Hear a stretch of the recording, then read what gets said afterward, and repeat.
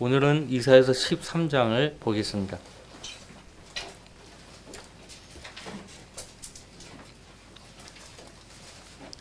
이사야서 13장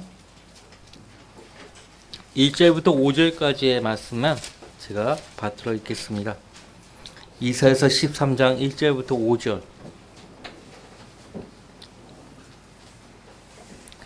아모즈의 아들 이사야가 보았던 바벨론에 대한 엄중한 말씀이라. 너희는 높은 산 위에 깃발을 높이고 그들에게 목소리를 높이고 손을 흔들어 그들로 존귀한 자들의 문들로 들어가게 하라. 내가 나의 거룩하게 된 자들에게 명령하였고 내가 또한 나의 분노로 인하여 나의 막강한 자들을 불렀으니 그들은 나의 위엄을 기뻐하는 자들이라. 유에서 2장과 3장에 나오는 주의 군대입니다. 앞으로 예수님께서 지상으로 재림하실 때 뒤따라 함께 내려오는 주의 군대, 바로 이 자리에 계신 저와 여러분이에요.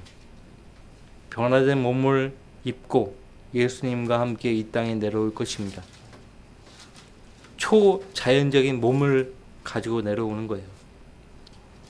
바로 2절 존귀한 자들, 3절 나의 거룩하게 된 자들, 나의 막강한 자들, 나의 위엄을 기뻐하는 자들은 바로 유에서 2장과 3장에 나오는 주의 군대예요.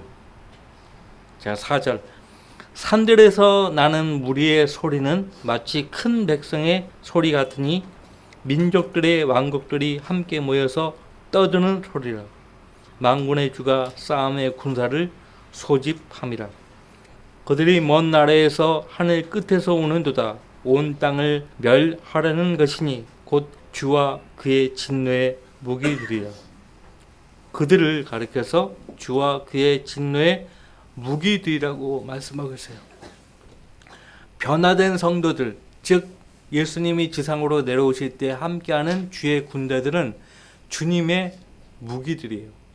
요에서에 잘 나옵니다. 우리가 이제 에덴의 동산 같은 곳을 지나치면요, 뒤를 돌아보잖아요. 그러면 황량한 광야로 변하는 거예요. 초자연적인 인간 병기로 변합니다. 우리가 초자연적인 인간 병기로, 살인 병기로 변해요. 무서운 존재예요, 우리가. 자, 1절 말씀에서 바벨론에 대한 엄중한 말씀이라고 했어요. 바벨론에 대한 엄중한 말씀이라는 제목으로 제가 말씀을 전하겠습니다. 말씀이 엄중하다는 말은요, 심판하시기로 이미 결정된 것을 곧 실행에 옮기신다는 말이에요. 무서운 말이에요. 다시 말씀드릴게요. 말씀이 엄중하다는 말은 심판하시기로 이미 결정된 것을 곧 실행에 옮기신다는 말이에요. 계획하시고 멸망하기로 계획하신 것을 주님께서 곧 오시면 실행에 옮기신다는 것이에요. 개역개정은요, 이 엄중한 말씀을 뭐라고 바꿨는지 아십니까? 경고라고 바꿨어요. 경고. 자, 경고한다는 말은 그것을 듣고 돌이킬 기회를 주겠다는 의도에서 하는 말이거든요.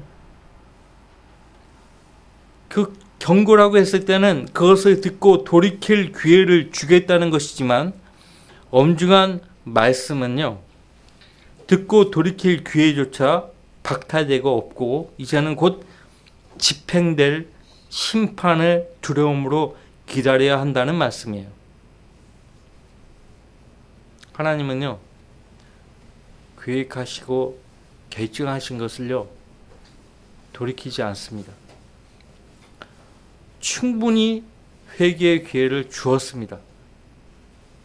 지금 유예 기간입니다. 사람들은 그걸 몰라요. 유예 기간인 것을. 유예 기간이 지나면 더 이상 회개의 기회가 없어요. 이사야서 14장 24절과 27절 말씀 보시면요, 만군의 주가 맹세하여 말하기를 내가 생각했던 대로 반드시 이루어질 것이며 내가 계획했던 대로 그것이 확고히 되리라. 만군의 주가 계획하였으니 누가 그것을 취소하며 그의 손이 펴졌으니 누가 그것을 돌이키랴. 무서운 말씀이에요. 그러니까 주님의 엄중한 말씀들은 그 누구도 취소할 수 없고 돌이킬 수 없다는 말씀이에요. 자, 바빌론에 대한 엄중한 말씀은요, 15장에 가서는 모압에 대한 엄중한 말씀으로 이어집니다. 그리고 이사야서 17장 가서는 시리아의 다마스커스로 이어지고 19장에 가서는 이집트로 이어집니다. 22장 1절 말씀 보시면 바닷가의 광야로, 21장 11절 말씀 보시면 두마, 이 두마는 문맥에 보시면은 세 산을 언급하고 있죠. 그것으로 봐서는 이 두마가 에돔 땅과 연관된 지역으로 보여집니다. 22장 13절 말씀에 보시면 아라비아, 그리고 22장 1절 말씀 보시면 환상의 골짜기에 대해서 엄중한 말씀을 하십니다. 이 환상의 골짜기는 예루살렘과 관련이 있습니다. 그러니까 이스라엘 백성을 괴롭혔던 그 주변 민족들을 하나님께서 우선 심판하시고 자기 백성을 다루신다는 거예요. 자기 백성도 다루시는 거예요. 언제? 대환란 때요. 23장에 가서는 트로와 시돈에 대한 엄중한 말씀을 하십니다. 자, 22장 말씀을 제외하고서는 13장 말씀부터 23장까지 보시면 역사적으로 이스라엘 민족을 괴롭혔던 민족들에 대해서 하나님이 기억하시고 심판하신다는 거예요. 근데 이들 민족들이요, 대환란 때 또다시 이스라엘 민족을 괴롭힐 것이에요.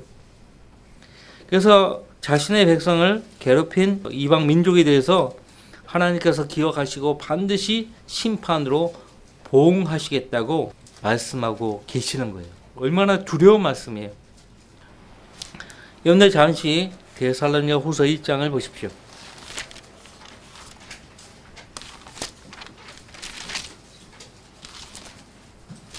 데살로니가 후서 1장 3절 말씀부터 9절까지의 말씀을 제가 읽겠습니다.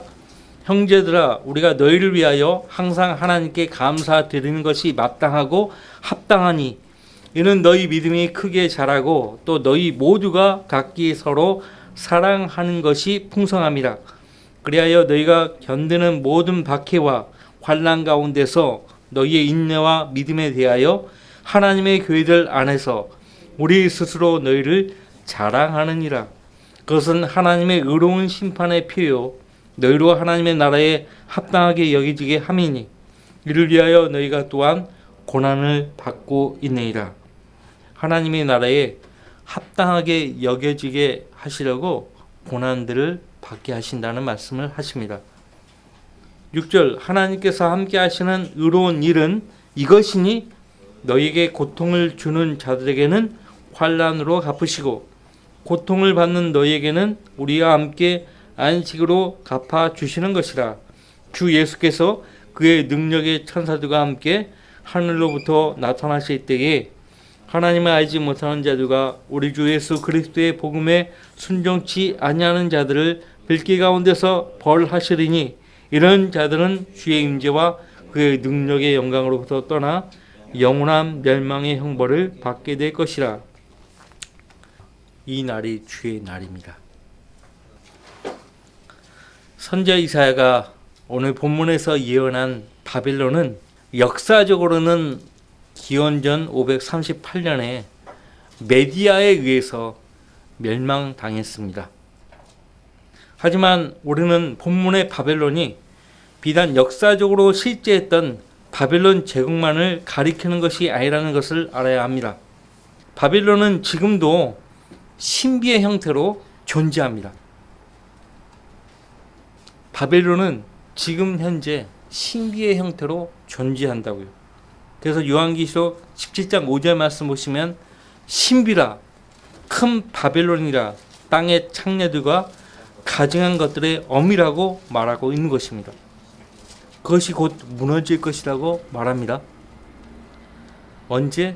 예수 그리스도께서 재림하실 때, 대환란 끝에 민족들이 멸망하면서 같이 무너지는 거예요. 요한계시록 18장 2절 말씀에도 똑같이 그렇게 예언을 하고 있습니다. 무너질 것이라고 말합니다. 자, 이사야서 13장과 14장은요. 바벨론을 다루고 있습니다. 이 두 장은요. 성경에서 13번째 책과 14번째 책인 역대기상과 역대기하와 연결을 이룹니다. 실제로 역대기상 1장 말씀부터 보시면 1장 10절에 nim롯이 나옵니다. nim롯이 누굽니까? 창세기 10장 10절 11절 말씀에 따르면 nim롯은 바벨론과 아시리아를 세운 사람이에요. 사실 바벨론, 아시리아는 같은 뿌리입니다. 같은 뿌리예요. 이사야 14장 4절 말씀부터는 사탄을 바벨론 왕에 비유하고 있어요. 사탄을 바벨론 왕에 비유하고 있습니다. 역대기야 36장에 보시면은 유다 왕국이 바벨론의 침략으로 멸망하죠. 역대기상 1장에도 nim롯을 다루고 있고 역대기야 36장에 바벨론에 의해서 유다 왕국이 무너지는 것을 다루고 있어요. 그러니까 이사야서 13장과 14장은 역대기 상하와 연결을 이루고 있다는 것이죠. 요한계시록 17장과 18장에 큰 바벨론에 대해서 앞서 말씀을 드렸는데 큰 바벨론이 멸망되는 때는 주님께서 재림하시는 때라고 했어요.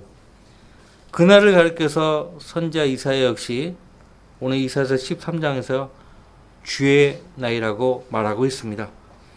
여러분들 그 주의 날이 가까웠음이라고 6절에서 말하고 있습니다. 너희는 울부짖을지니 이것은 주의 날이 가까웠습니다.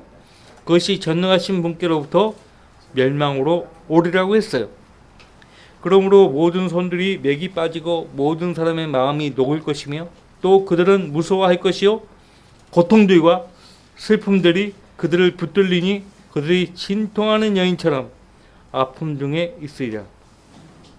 그들은 서로 보며 놀랄 것이요 그들의 얼굴들은 불꽃들같이 되리라. 보라 주의 날이 원하니 즉 진노와 맹렬한 분노와 더불어 잔인함이 그 땅을 황폐케 하며 또 그가 거기에서 나온 죄인들을 멸하리라. 항상 대환란과 예수 그리스도의 지상재림은 진통하는 여인에 비유하고 있어요. 진통하는 여인. 이 똑같은 표현을 바울 사도가 말합니다. 아까 1장 봤었죠? 다시 데살로니가후서 보십시다.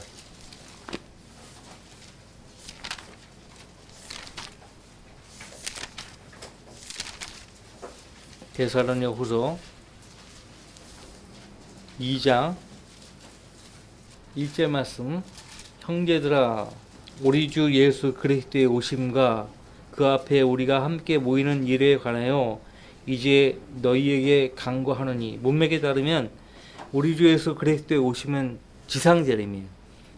지상재림 전에, 그러니까 그 앞에라고 지금 단서를 제공하고 있잖아요. 그 앞에 어떻게 한다고요? 우리가 함께 모이는 일에 관하여. 함께 모인다. 공중재림이죠. 앞에 데살로니가서 4장에서 공중에서 우리가 다 함께 모인다고 했어요. 주와 만나기 위해서 다 모인다고 했어요. 먼저 주 안에서 잠든 성도들과 함께 모인다고 했어요. 2절 영으로나 말로나 또는 우리에게서 받았다고 하는 편지로나 그리스도의 날이 가까웠다고 마음이 쉽게 흔들리거나 두려워해서는 안 될 것이라. 아무도 어떤 모양으로든지 너희를 미혹하지 못하게 하라. 이는 먼저 배교하는 일이 이르지 않고 콤마 또, 이게 굉장히 중요한 말이에요. 이것이 있고 없고가 그 문맥에 확 달라지는 거예요. 또 그 죄의 사람 곧 멸망의 아들이 나타나지 않고서는 그날이 오지 아니합니다. 그날은 앞에 2절 말씀에서 그리스도의 날을 가리킵니다. 그리고요, 이 그날이요 평안하다 안전하다고 할 때 온다고 했어요. 그 앞에 데살로니가서 5장 보세요. 5장 1절 말씀부터 그러나 형제들아 그때와 시기에 관해서는 너희에게 쓸 필요가 없으니 이는 주의 날이 밤에 도둑같이 오리라는 것을 너희 자신이 정확히 알고 있기 때문이니라. 그들이 평안하다 안전하다고 말할 때에 아이벤 여인에게 진통이 오듯 갑작스러운 멸망이 그들에게 임하리니 결코 피하지 못하리라. 아이벤 여인에게 진통이 오듯, 이 표현은요 예레미야 선지자도 똑같은 표현으로 대환란을 예언했습니다. 아이벤 여인 뱃속에 아이가 있어요. 자, 9달이 지나고 10개월 되면 아이가 태어나는 거 누구나 다 알잖아요. 예고되어 있는 멸망이에요. 대환란, 주의 날은. 그래서 주님은 이제 곧 이 세상을 심판하기 위해서 하늘로부터 친히 내려오셔가지고 감찰하실 것이라는 것이에요. 감찰의 날이에요. 보응의 날이고. 주님은 11절 말씀에서요, 내가 세상을 그들의 악으로 인하여 벌하며 라고 했어요. 악인을 그들의 죄악으로 인하여 벌하리라. 또 내가 거만한 자의 오만을 그치게 할 것이요 포악한 자의 거만을 낮출 것이니라. 자, 여기서 악인은 누구고 거만한 자, 포악한 자가 누구였습니까? 예언적으로 적그리스도예요. 적그리스도. 그래서 주님이 이제 통치하기 위해서 이 땅에 내려오시면 자신을 높이는 자는 있을 수가 없어요. 자신을 높이는 자는 있을 수가 없다고. 그래서 가장 자기를 높이는 그 육화된 사탄, 그 사탄을 감옥에 집어넣으시는 거죠. 그래서 주님께서 천년간 통치하시는 거예요. 다시 한번 그 13장 12절 말씀 보십시다. 10절 말씀, 하늘의 별들과 그 별무리들이 그들의 빛을 내지 않을 것이요 해가 솟아도 어두워지겠고 다른 그 빛을 비추지 아니하리라. 이 말씀을 읽을 때에 예수님이 하신 말씀을 기억하시겠죠. 마태복음 24장 29절 말씀에 주께서 오실 때의 징조를 말씀하셨잖아요. 그때 하늘의 별들과 하늘의 권능들이 흔들릴 것이라고 했어요. 그리고 11절, 내가 세상을 그들의 악으로 인하여 벌하며 악인을 그들의 죄악으로 인하여 벌하리라. 언제? 주의 날에, 주의 맹렬한 분노의 날에 그렇게 하실 것이라는 것이에요. 그래서 전체 성경을 봤을 때 주의 날은 대환란부터 시작해서 천년왕국 끝까지를 가리켜요. 하지만은 선지자들이 말을 하는 주의 날은 예수 그리스도께서 지상으로 재림하실 때 그 대환란 끝무렵에 포커스를 맞추고 있어요. 그렇게 아시고 성경을 보시면 이해가 바로 될 것입니다.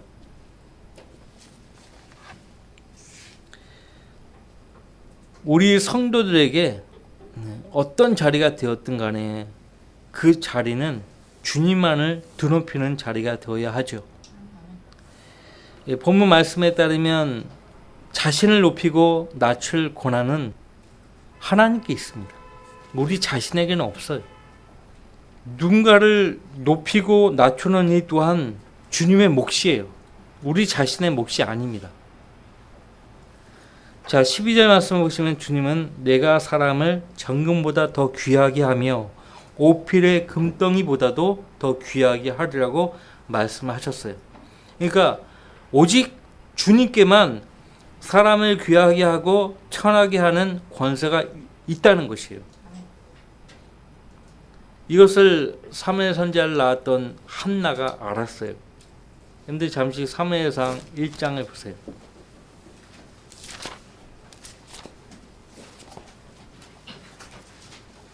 사무엘상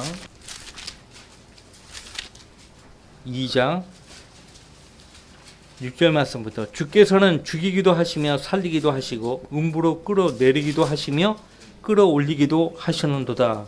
주께서는 가난하게도 하시며 부하게도 하시고 낮추기도 하시며 높이기도 하시는도다. 주께서는 가난한 자를 티끌에서 일으켜 세우시며 거지를 태빗더미에서 높이 들어 통치자들 사이에 앉히시고 그들로 영광의 보좌를 이어받게 하시나니 이는 땅의 기둥들이 주의 것이며 또 주께서 세상을 그것들 위해 세우셨습니다. 실제 성경 역사를 보면은 솔로몬이 배교하니까 하나님께서 여로보암에게 이스라엘을 다스릴 그 왕의 권세를 주시잖아요. 그러나 여로보암이 주님의 뜻을 거역하고 죄를 지으니까 하나님께서 가차없이 그 여로보암을 버리시잖아요. 여로보암을 제거할 목적으로 누구를 하나님 부르십니까? 누구를? 바하사가 여로보암을 죽인 거예요. 근데 그 바하사도 하나님이 시켜서 그렇게 한 건데 바하사 역시 여로보암처럼 똑같은 죄를 범해요. 그래서 바하사도 제거당해요. 누군가에 의해서 대적을 받고 모반을 당해서 제거당합니다. 그러니까 이 말씀은 참이에요. 죽이기도 하시고 살리기도 하시고 가난한 자를 띠끌에서 이렇게 세우셔서 그리고 거지를 태빗더미에서 높이 들어 통치자들 사이에 앉히시고 그들로 영광의 보좌를 이어받게 하시나니. 그죠? 하나님은 그렇게 하실 수 있는 분이에요. 그래서 중요한 것은요, 11절 12절 말씀에 따라 우리가 다른 것은 다 모른다 해도 이 점은 분명히 알고 가야 돼요.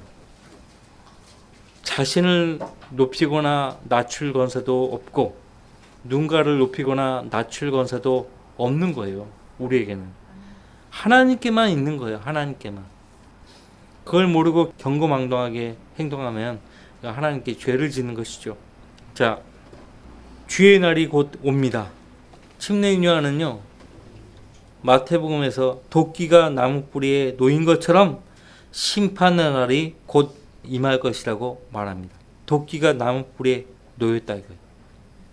주의 날이 임하게 되면 교회 시대의 성도들은 예외 없이 앞서 말씀드린 대로 요에서 2장에서 예언한 대로 주의 싸움의 군사, 주의 군대들로 소집되는 거예요. 자, 전쟁이 터지면 싸울 수 있는 남자들은 다 국가를 위해서 징집당하죠. 총을 메고 전장으로 나가야 된다고요. 지금은 우리는 영적 전쟁이에요. 근데 그동안 보이지 않는 그 영적 전쟁을 치러왔는데 이제 눈에 보이는 실제 전쟁을 해야 되는 거예요. 눈에 보이는 실제 전쟁을 해야 된다고요. 그동안 우리의 대적자는 눈에 보이지 않았습니다. 근데 이제 실제 눈에 보이는 거예요. 근데 전혀 두려워할 것이 아니에요. 잠시 요에서 2장을 보시겠습니다. 앞으로 우리의 모습이에요. 이 말씀은 사실 우리 성경 공부 때 많이 봤던 말씀이죠. 이 말씀을 보게 되면 어깨가 자동적으로 펴집니다. 어깨가 자동적으로 펴져요. 앞으로 우리 위상이라고. 자, 요에서 2장 보셨어요? 4절 말씀부터. 그들의 모양은 말들의 모양 같고 그들은 마치 기병들처럼 달리로다. 7절. 그들은 용사들같이 달릴 것이며 그들은 전사들같이 성벽을 기어 오를 것이요. 그 앞서 6절. 그들의 얼굴 앞에서 백성은 심하게 아픔을 당할 것이며 모든 얼굴들은 새까맣게 되리라. 우리를 바라보잖아요. 그러면 바라보는 그 앞에 있는 대적자들은 얼굴이 새까맣게 변하는 거예요. 타버리는 거예요. 우리 몸 자체가 살인병기예요. 인간병기예요. 실제 그들은 용사들같이 달릴 것이며 그들은 전사들같이 성벽을 기어 오를 것이요. 그들은 각기 자기의 길로 행군할 것이나 그들은 그 대열을 흩뜨리지 아니하리라. 한 사람이 다른 사람을 미치지도 않을 것이며 그들은 각기 자기 길로 걸으리라. 그들은 칼 위에 쓰러져도 상처를 입지 아니하리라. 왜? 이미 부활한 몸이에요. 이미 부활한 몸이기 때문에 어떠한 칼에 해를 입지 않습니다. 그들은 성읍 안에서 이리저리 달릴 것이며 그들은 성벽 위를 달릴 것이요. 집들 위를 기어오르며 그들은 도둑처럼 창문들을 통해 안으로 들어가리라. 자, 예수님도 지상 재림하실 때의 모습이 밤에 도둑같이 오신다고 했잖아요. 우리도 역시 도둑처럼 창문들을 통해 안으로 들어가는 거예요. 땅이 그들 앞에서 흔들리며 하늘들이 떨고 해와 달이 어두워지며 별들이 그들의 빛을 거두리라. 아까 이사야 선지자와 예수님 마태복음 24장에서 하신 말씀과 똑같잖아요.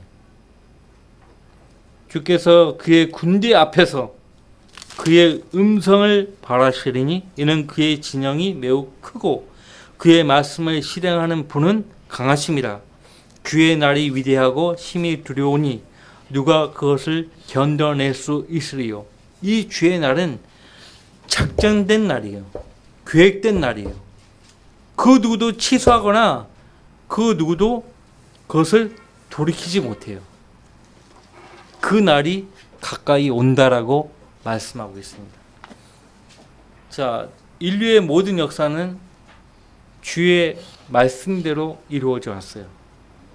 누누이 말씀드리지만 우리가 믿지 아니할지라도 인류의 역사는 예언하신 주의 말씀대로 다 성취되는 것입니다.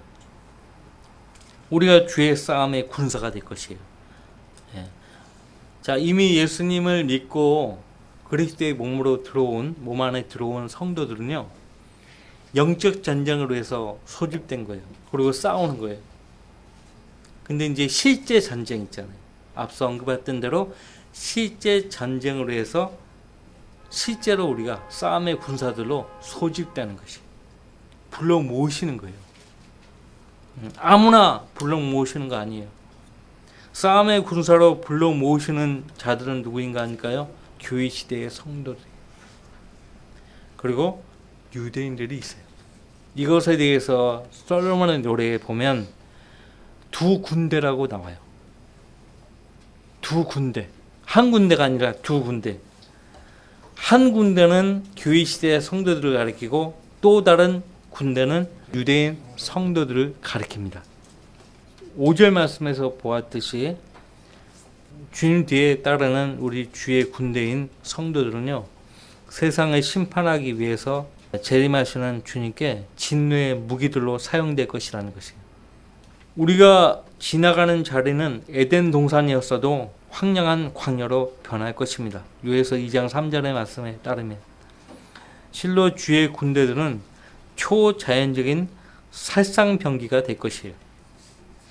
주의 날이 오면 주께서 땅의 창녀를 벌하실 것입니다. 그녀에 대한 형벌은 이미 작정된 일이에요. 이 신비의 바벨론이 오늘날 로마 가톨릭입니다. 그래서 주님은요, 그녀에게서 나오라고 말씀하셨어요. 요한계시록에서 그렇게 말씀하셨죠. 또 내가 들으니 하늘에서 다른 음성이 나서 말하기를 나의 백성들아 그녀에게서 나오라. 그리하여 그녀의 죄들에 동참자가 되지 말고 그녀의 재앙들도 받지 말라. 구약 성경에서는 창녀로 나옵니다. 가늠한 여자. 그 말씀들이 굉장히 많이 나오는데 창녀를 언급할 때마다 그녀의 죄들에 동참자가 되지 말라고 하나님이 명령하세요. 자, 이를테면 잠언 6장 25절 26절 또 7장 25절 전도서 7장 26절 그리고 예레미야서 51장 6절 말씀에 창녀에 대해서 말씀하실 때마다 그녀의 죄들에 동참자가 되지 말라고 말씀하십니다. 그래서 우리 주변의 로마 카톨릭 교도들을 만나게 되면요, 나오라고, 거기서 빨리 나와야 한다고 말할 수 있어야 돼요.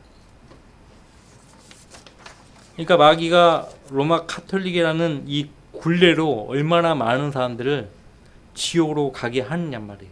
그들로 하여금 다시 오실 예수님에 대해서요, 대적자들로 만들고 있는 거예요, 사실. 사람들이 어떤 인식을 가지고 가치관을 가지고 살아가는지 보면 알 수 있어요. 이 세상이 흘러가는 그것에 대해서 뭐라고 이야기하는가 보세요. 그러면 단박에 저 사람의 어떤 인식을 가지고 사는지 알 수가 있죠. 여러분들 이사야서 13장 19절 말씀 보십시오.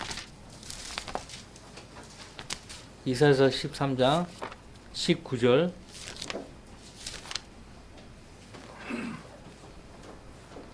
왕국들의 영광이며 칼다인들의 뛰어남의 아름다움인 바벨론은 하나님께서 멸망시켰을 때에 소돔과 고모라 같이 되리라. 아시리아 제국에 이어서요, 바벨론 제국의 그런 흔적이 거의 없을 정도예요. 소돔과 고모라 땅 흔적 없어요. 고고학자들이 막 발굴을 해도 위치만 발견하지 뭐 흔적이 있어야지. 아시리아 제국도 마찬가지고, 아시리아 제국은 그나마 조금 뭔가 발견되기는 하는데 많이 없어요. 그것도. 바벨론 제국 진짜 전무할 정도예요. 자, 이 말씀대로 그렇게 이루신 거예요. 22절. 여러분들 22절 끝부분에 보세요. 그녀의 때가 가까워 오며 그 날들이 길지 아니하리라. 이게 단지 역사적으로 성취되었던 바벨론 제국의 멸망을 가리키냔 말이에요. 아니에요. 아닙니다. 역사는 반복된다고 했잖아요. 신비의 바벨론을 가리키는 거예요. 그것을 볼 줄 알아야 돼요. 세상에서 가장 현명한 사람이 누구이겠습니까? 주의 말씀을 듣고요, 주의 길에서 즉시로 돌이켜 떠나는 사람일 것이에요. 악에서 떠나 선을 행하는 사람이 이 세상에서 가장 지혜로운 사람이 되는 것이에요. 하나님 말씀을 듣고 그 말씀을 통해서 자기 행실을 고치고 주의 뜻대로 주님을 섬기는 자리에 서게 되면 하나님께서 그 사람을 이 세상에서 가장 지혜로운 사람, 가장 현명한 사람으로 부르시고 세우시는 것이에요. 여기 모인 우리 모든 성도들이 그러한 사람이 되기를 하나님께서 원하십니다. 자, 14장은요, 멸망의 아들로서 나타날 사탄을 말하고 있습니다. 그도 역시 바벨론과 연관이 있죠. 바벨론과 연관이 있어요. 그러니까 요한계시록 17장, 18장 말씀을 보시면 로마 카톨릭도 사탄에게 이용당하고 멸망되는 거예요. 그래서 사탄의 특징은 뭐냐면 사용하고 써먹고 제거해요. 오늘날 우리 눈앞에 보이는 좌파들 있잖아요. 흔히 종북 좌파들. 이 사람들의 특징이 그대로 보여주고 있어요. 어떤 사람을 실컷 사용하고 버린다는 거예요. 앞서 그런 사람들이 꽤 많았잖아요. 희생자들. 실컷 사용되고 버림받은 사람들이 많잖아요. 무서운 것입니다. 스탈린도, 김일성도 어떤 사람을 잘 써먹고요, 끝내는 버리잖아요. 그 사탄이에요, 사탄. 그래서 로마 카톨릭, 공산주의, 사회주의가 다 같은 특징을 보이는 이유가 거기에 있는 것입니다. 이 세상에서 가장 어리석은 사람이 있다면요, 마귀에게 쓰임받다가 버림받은 사람들. 마귀에게 쓰임받다가 버림당하지 않으려면 그녀에게서 나와야 해요. 그녀에게서 나와야 합니다. 그래서 지금도 성령과 교회를 통해서요, 하나님께서 이 세상 사람들을 향해서요 말씀하십니다. 여러분들 잠깐 요한계시록 22장을 보십시오.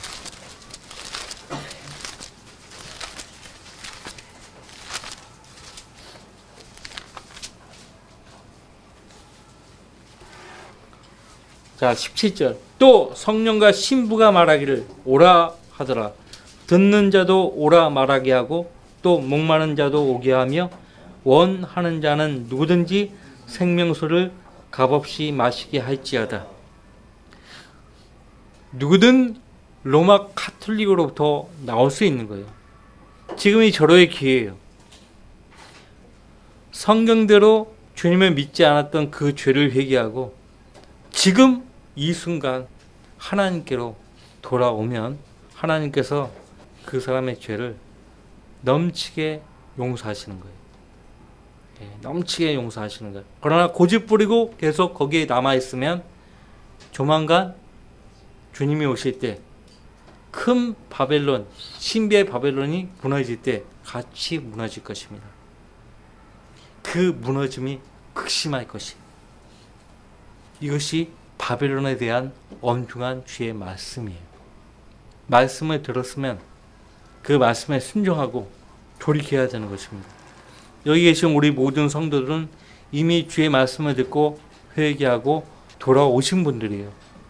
하나님께 너무나 감사하고요. 지난 한 해 동안에 신실한 여러분들과 함께 복음을 전하면서 주님을 섬길 수 있게 해주신 하나님께 다시 한번 감사를 드리는 것입니다. 다 같이 기도합시다.